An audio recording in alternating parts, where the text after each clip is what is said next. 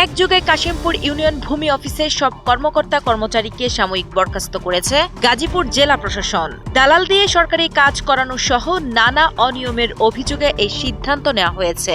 একই সঙ্গে ভূমি অফিসটির সব কর্মকর্তা কর্মচারীর বিরুদ্ধে বিভাগীয় ব্যবস্থা নেওয়ার প্রক্রিয়াও শুরু হয়েছে বলে জানা যায়। ওই অফিসে যারা আছেন তারা আমাদের কাছে মনে হয়েছে তারা কাজের জন্য উপযুক্ত নয় এবং যার কারণেই তারা যে কাজগুলো করছে সেগুলো আসলে প্রকৃত নিয়ম মেনেই করছে না এবং অসংখ্য বাইরের লোকজন সেখানে আছেন, অসংখ্য সেবা প্রার্থী আছেন এবং এই মানুষগুলোর অনেক অভিযোগও আছে।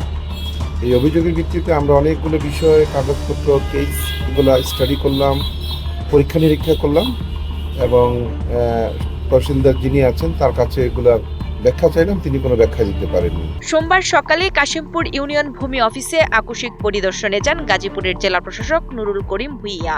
পরিদর্শনের সময় সরকারি দাপ্তরিক কাজ বাইরের লোক বা দালালের মাধ্যমে করানোর অভিযোগের সত্যতা পাওয়া যায়। পাশাপাশি দায়িত্ব পালনে অবহেলা, সেবা গ্রহীতাদের যথাযথ সেবা না দেওয়া এবং প্রয়োজনীয় দাপ্তরিক নথি ও নামজারির সফটওয়্যার সংক্রান্ত তথ্য দেখাতে না পারার বিষয়টিও সামনে আসে।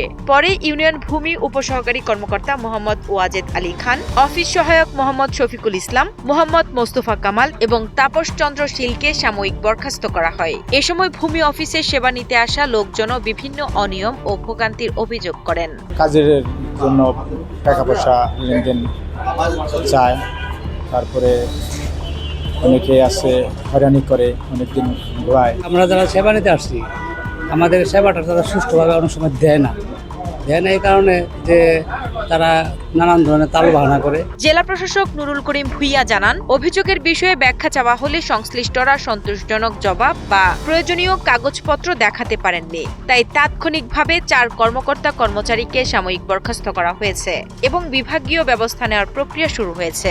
পরিদর্শনে অতিরিক্ত জেলা প্রশাসক সোহেল রানা, গাজীপুর সদর উপজেলার নির্বাহী কর্মকর্তা সাজ্জাদ হোসেন এবং টঙ্গী রাজস্ব সার্কেলের সহকারী কমিশনার হাসিবুর রহমান উপস্থিত ছিলেন। আমরা এরপরে পরীক্ষা নিরীক্ষা করে দেখব তাদের যে প্রাথমিক তদন্তে বা প্রাথমিক পর্যবেক্ষণে যেটি আমাদের কাছে গুরুতর অভিযোগ মনে হয়েছে সেটি সত্যি কিনা।